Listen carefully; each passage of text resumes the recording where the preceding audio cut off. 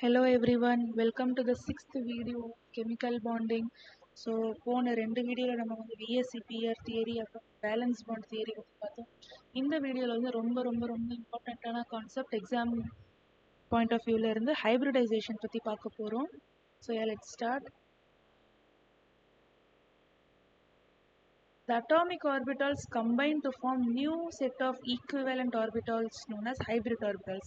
So நம்ம போன வீடியோவில் பார்த்தோம் இல்லையா, ஆர்பிட்டால்ஸ் எப்படி இருக்கும், நார்மல் பியூர் ஆர்பிட்டால்ஸ் வந்து ஒரு எஸ் ஆர்பிட்டால்னு எப்படி இருக்கும், பி ஆர்பிட்டால்னு எப்படி இருக்கும்னு பார்த்தோம். இந்த ஆர்பிட்டால்ஸ் வந்து ஹைப்ரிடைஸ் ஆச்சுன்னா எப்படி இருக்குன்றத பற்றி பார்க்க போகிறோம். Unlike pure orbitals, the hybrid orbitals are used in bond formation. Pure orbitals வந்து எப்பவுமே இப்போ தனித்தனியாக இருக்கிற S orbital P orbital just overlap are orbitals வந்து நம்ம எப்பவுமே பாண்ட் ஃபார்மேஷன் யூஸ் பண்ண மாட்டோம். ரெண்டுமே சேர்ந்து எஸ் ஆர்பிட்டால் தனி எனர்ஜியில் இருக்கும், பி ஆர்பிட்டாலோட எனர்ஜி டிஃப்ரெண்ட்டாக இருக்கும். அந்த ரெண்டு ஆர்பிட்டாலும் ஹைப்ரிடைஸ் ஆகி ஒரு ஈக்குவல் எனர்ஜி ஸ்டேட்டை அட்டைன் பண்ணும். அந்த ஆர்பிட்டாலை தான் நம்ம வந்து ஹைப்ரிடைஸ்டு ஆர்பிட்டால்ஸ்னு சொல்லுவோம். அதை தான் வந்து பாண்ட் ஃபார்மேஷனில் யூஸ் பண்ணுவோம். எக்ஸாம்பிள், ஒரு எஸ் ஆர்பிட்டாலும் 3 பி ஆர்பிட்டால் சேர்ந்துச்சுன்னா 4 sp3 ஹைப்ரிடைஸ்டு ஆர்பிட்டால்ஸ் ஃபார்ம் ஆகும். இது இப்போ கொஞ்சம் கன்ஃபியூசிங்காக இருக்கலாம், பட் நம்ம இன்னும் கொஞ்சம் நேரத்தில் இதை பற்றி ரொம்ப டீட்டெயிலாக பார்க்கலாம். So let's see the features of hybridization, characteristics என்னென்னு பார்க்கலாம்.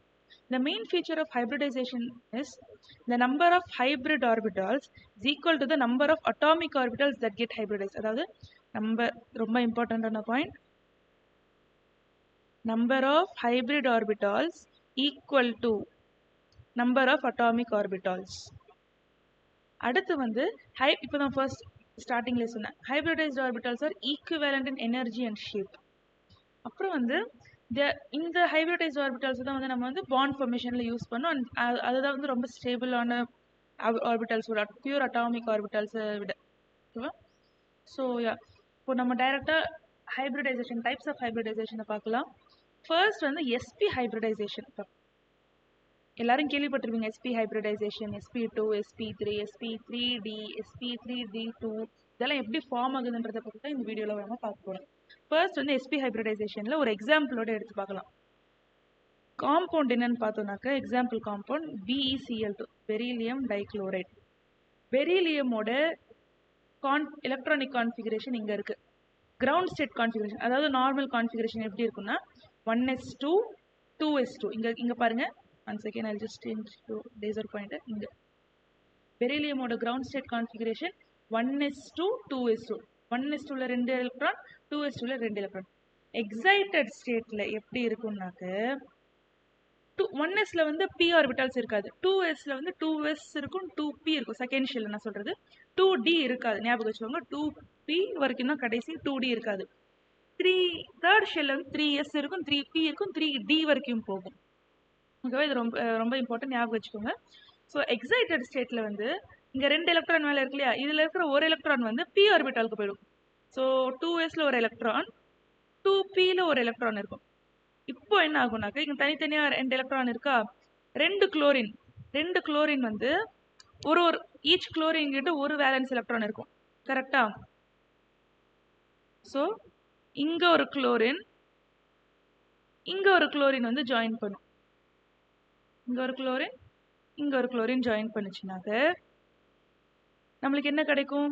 ஒரு sp ஹைப்ரிடைஸ்டு ஆர்பிட்டால், இன்னொரு sp ஹைப்ரிடைஸ்டு ஆர்பிட்டால் கிடைக்கும். ஸோ ஒரு sp இன்னொரு sp சேர்ந்துச்சுன்னா டோட்டலாக 2 sp ஹைப்ரிடைஸ்டு ஆர்பிட்டல்ஸ் கிடைக்கும். ஃபைனலாக sp BeCl2 மாலிகுல் ஃபார்ம் ஆகிடும். ஸோ இதோட ஷேப் வைஸ், லைக் நம்ம எஸ் ஆர்பிட்டலோட ஷேப், பி ஆர்பிட்டலோட ஷேப்லாம் நம்ம பார்த்துருக்கோம் இல்லையா, அதை வச்சு பார்த்தோம்னாக்கா எஸ் ஆர்பிட்டல் இப்படி இருக்கும். இங்க இருக்கிற S orbital, 1 second, S orbital இங்க இருக்கு இல்லையா, இந்த எஸ் ஆர்பிட்டல் இங்க இருக்கு, பி ஆர்பிட்டல், இந்த பி ஆர்பிட்டல், இது ரெண்டுமே சேர்ந்து sp ஹைப்ரிடைஸ்டு ஆர்பிட்டல் இந்த மாதிரி இருக்கும், பார்த்துக்கோங்க. ஓகேவா? அதுக்கப்புறம் குளோரின் கிட்ட இருக்கிற ஒரு பி ஆர்பிட்டால், ஒரு குளோரின் கிட்ட, இன்னொரு குளோரின் கிட்ட இருக்கிற இந்த பி ஆர்பிட்டால், ரெண்டுமே இது ஓவர்லேப் ஆகி ஃபைனலாக BeCl2 மாலிக்யூல் இந்த மாதிரி ஃபார்ம் ஆகும். ஸோ இந்த மாலிக்யூலோட ஜாமெட்ரி என்னன்னு பார்த்தோம்னாக்க லீனியர் ஷேப். டோட்டலாக 180 டிகிரிஸ் இருக்கா, ஆங்கிள் வந்து 180 டிகிரிஸ். இந்த ஆங்கிள் 180 degrees. sp க்கு எப்பவுமே வந்து பாண்ட் ஆங்கிள் 180 degrees ஞாபகம் வச்சுக்கோங்க. அண்ட் ஜாமெட்ரி வந்து linear shape. Fine. So next வந்து sp2 ஹைபிரிடைசேஷன் பற்றி பார்க்க போகிறோம். சேம் தான். இப்போ நீங்கள் sp புரிஞ்சுக்கிட்டீங்கன்னா sp2வும் அதே மாதிரி தான். ஸோ உங்களுக்கு பேசிக்காக வந்து ஒரு காம்பவுண்ட் கொடுத்துருக்காங்கன்னா அதோட எலக்ட்ரானிக் கான்ஃபிகரேஷன் எழுத தெரியணும். அதுக்கப்புறம் அதை வந்து அதோட லூயிஸ் ஸ்ட்ரக்சர் எழுதி எப்படி ஹைபிரிடைஸ்ட் ஆர்பிட்டால்ஸ் வந்து எக்ஸைட்டட் ஸ்டேட்டில் வரும்ன்றதை கண்டுபிடிக்க தெரியும். So this is the explanation again. sp2 hybridisation இங்கே வந்து எக்ஸாம்பிள் எடுத்துக்கலாம். BCl3 molecule. BCl3 இந்த மாலிக்யூல். ஸோ B போரானோட கிரவுண்ட் ஸ்டேட் கான்ஃபிகரேஷன் என்னன்னா 1s2 2s2 2p1. நான் இங்க 1s நம்ம மென்ஷன் பண்ணல, ஜஸ்ட் செகண்ட் ஷெல்ல இருக்கிற எலக்ட்ரான்ஸ் மட்டும் மென்ஷன் பண்ணிருக்கோம். 2s2 2p1. எக்ஸைட்டட் ஸ்டேட்ல வந்து இங்க இருக்கிற ஒரு எலக்ட்ரான் வந்து இந்த பக்கம் போயிடும். ஸோ இங்க ஒரு எலக்ட்ரான் வந்துடும். ஸோ இங்க ஒரு எலக்ட்ரான், இங்க ஒரு எலக்ட்ரான், இங்க ஒரு எலக்ட்ரான் இருக்கா, 3 எலக்ட்ரான் தனித்தனி ஆயிடுச்சு. இப்போ வந்து குளோரின் வந்து இங்க ஃபார்ம் பண்ணும். அப்படின்னாக்க இங்க ஒரு எலக்ட்ரான் வரும் குளோரின் கிட்ட, இங்க ஒரு எலக்ட்ரான் குளோரினோட எலக்ட்ரான், இங்க ஒரு குளோரினோட எலக்ட்ரான் வரும். ஸோ மொத்தமா s p ரெண்டா, ஸோ p2 sp2. டோட்டலா 3sp2 ஆர்பிட்டால்ஸ் ஃபார்ம் ஆகும். ஒரு s orbital plus 2 p orbital சேர்ந்துச்சுன்னா ஞாபகம் வச்சுக்கோங்க 3s p2 hybridised orbitals form ஆகும். இது எல்லாமே சிக்மா பாண்ட்ஸ் தான். கரெக்டாக ஞாபகம் வச்சுக்கோங்க. எப்பவுமே பை பாண்ட்ஸ் ஃபார்ம் ஆகாது. ஓகேவா? ஸோ ஜாமெட்ரி வந்து trigonal planar and bond angle வந்து 120 டிகிரிஸாக இருக்கும். Bond angle 120 decrease. நெக்ஸ்ட் வந்து sp3 ஹைபிரிடைசேஷன். சேம். ஃபர்ஸ்ட் நம்ம எக்ஸாம்பிள்ஸ் நிறைய பார்த்துருக்கோம். கார்பன், மீத்தேன் பார்த்துருக்கோம், H2O, NH3, இது எல்லாமே sp3 ஹைபிரிடைஸ்ட் மாலிக்யூல்ஸ். எக்ஸாம்பிள் வந்து நம்ம CH4 எடுத்து பார்க்கலாம். ஸோ CH4 இருக்கா, கார்பனோட கிரவுண்ட் ஸ்டேட் கான்ஃபிகரேஷன் இங்கே இருக்கு 1s2 நம்ம மறுபடியும் இங்கே மென்ஷன் பண்ணல. டைரக்டா 2s2 ரெண்டு எலக்ட்ரான் இருக்க 2sல, so 2s2 2p2. Okay. So excited ஸ்டேட்ல வந்து இங்க இருக்கிற ஒரு எலக்ட்ரான் வந்து இங்க போயிடும், இந்த எம்டி ஆர்பிட்டாலுக்கு வந்துடும். ஸோ 1 2 3 4. ஓகேவா? இப்போ என்ன ஆகுனாக்க இங்க ஒரு ஹைட்ரஜன் வரும், இங்க ஒரு ஹைட்ரஜன், இங்க ஒரு ஹைட்ரஜன், இங்க ஒரு ஹைட்ரஜன். ஸோ இந்த மாதிரி ஃபார்ம் ஆகும்.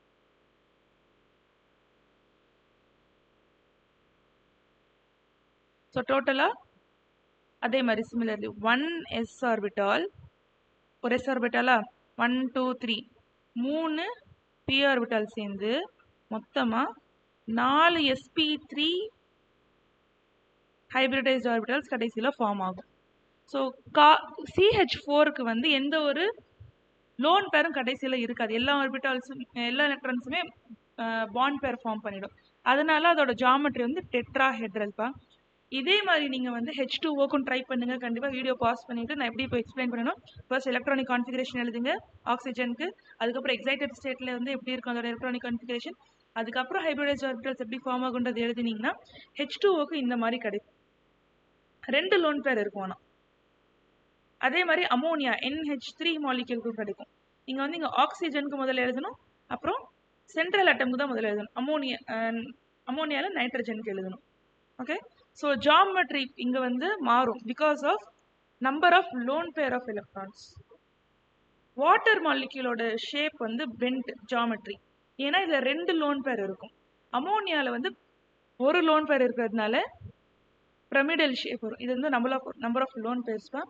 மீத்தேன்ல வந்து 0, ஒரு லோன் பேரும் இருக்காது. ஸோ அதோட ஷேப் வந்து geometry tetrahedral.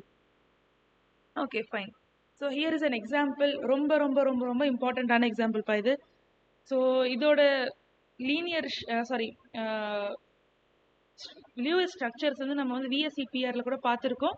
But still this is fine. இந்த எக்ஸாம்பிளை பார்த்தீங்கன்னாக்க இந்த சாப்டர்ல இருக்கிற கொஞ்சம் கான்செப்டும் கவர் ஆகும்.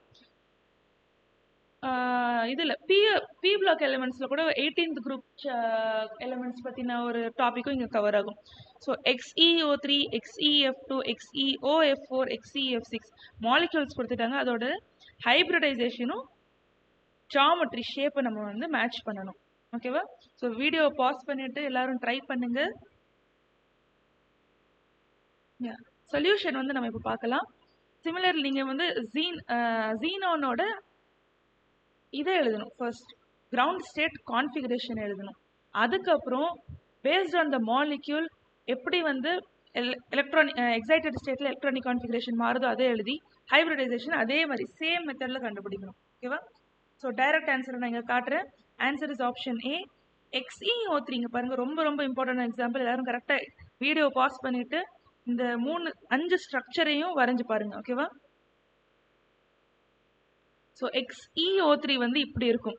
எக்ஸ் டபுள் பாண்டோ டபுள் பாண்டோ டபுள் பாண்டோ ஒரு லோன் பேர் இருக்கும் கடைசியில்.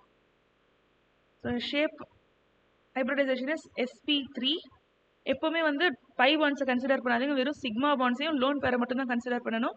So shape is pyramidal. XeF2 வந்து பாருங்க, இது வந்து ஜீனான் வந்து நோபல் கேஸ் இல்லையா, Nobel case configuration. So 8 electron அதுக்கிட்ட எப்போவுமே கண்டிப்பாக இருக்கணும். ஃப்ளோரின் வந்து 2 எலக்ட்ரான் இருந்தால் போதும் பாண்ட் ஃபார்மேஷனில். இங்கே வந்து 8 எலக்ட்ரான்ஸ் இருக்கும், 3 லோன் பேர் இங்கே இருக்கும் ஃப்ளோரினுக்கு. So xenon has 2 bond pairs and 3 lone pairs. So 1 2 3 4 5 sp3d வரும். ஷேப் வந்து லீனியர் வரும். XeOF4க்கு வந்து இந்த மாதிரி இருக்கும், ஸ்கொயர் பிரமிடல். இப்போ பாருங்க, சிம்பிள் கான்செப்ட் நான் சொல்கிறேன். மொத்தம் வந்து எத்தனை பாண்ட் பேருக்கு எத்தனை லோன் பேர் இருக்குன்னு பாருங்க. ஃபர்ஸ்ட் ஒரு லோன் பேர் 1 2 3 3 பாண்ட் பேருக்கு. பை பாண்டை பார்க்காதீங்க. 1 2 3 4 4. ஸோ sp3d ஞாபகம் வச்சுக்கோங்க.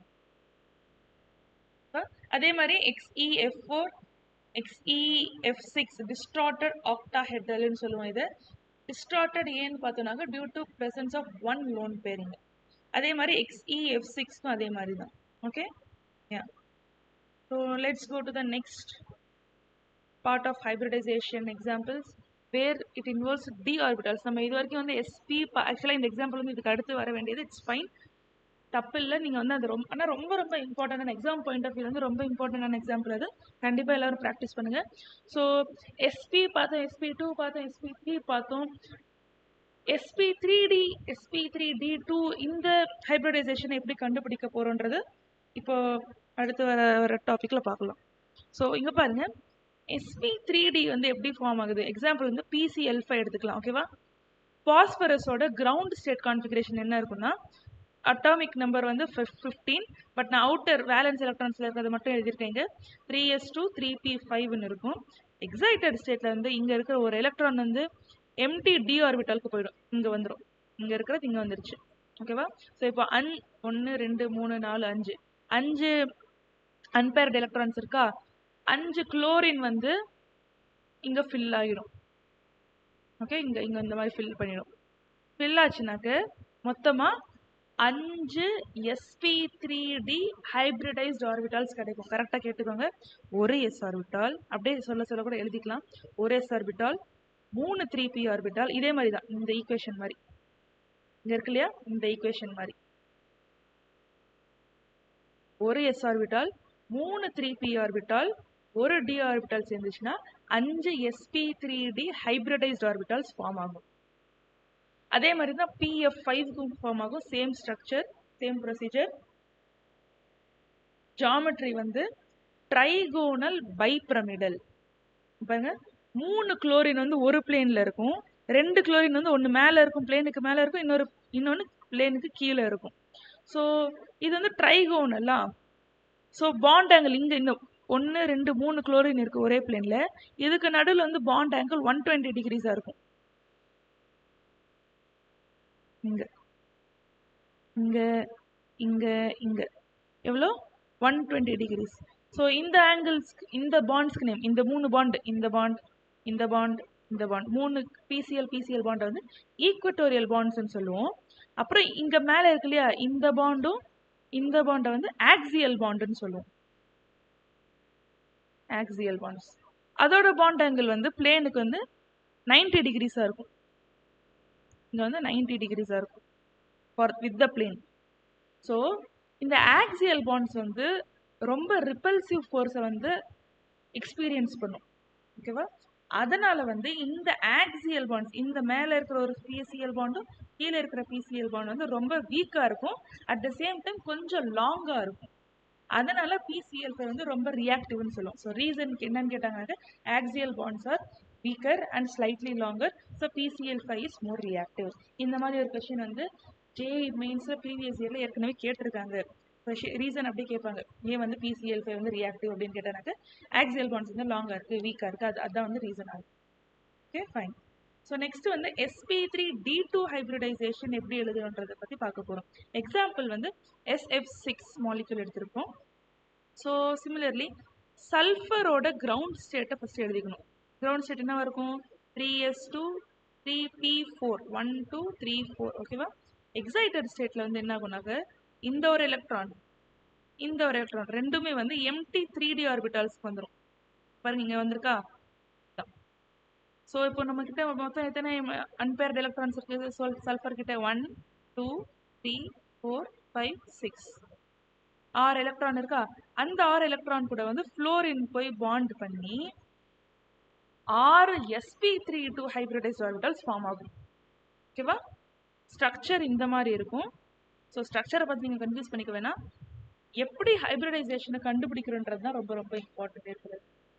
ஓகேவா? Fine. So this is how we find hybridization of every molecule. Okay. So next வந்து practice question கொடுத்திருக்கேன். So what the molecular geometry of SF6 is octahedral. இப்போதான் நம்ம பார்த்தோம் SF6 ஓட பாருங்க இங்க இருக்கு இல்லையா, octahedral. எப்படி எழுதணும்னு கூட இப்போதான் சொன்னேன். ஸோ அதே மாதிரி SF4க்கு நீங்க கண்டுபிடிக்கணும். So video has come to the end. எல்லாருமே ஜாமெட்ரி ஆஃப் SF4ன்னு போட்டு எந்த ஆப்ஷன்ன்றதை கமெண்ட் செக்ஷனில் டைப் பண்ணி எல்லாரும் ஆன்சர் பண்ணுங்கள். கண்டிப்பாக ஆன்சர் பண்ணணும். ஸோ ஹைபிரிடைசேஷன் இதோட முடிஞ்சது.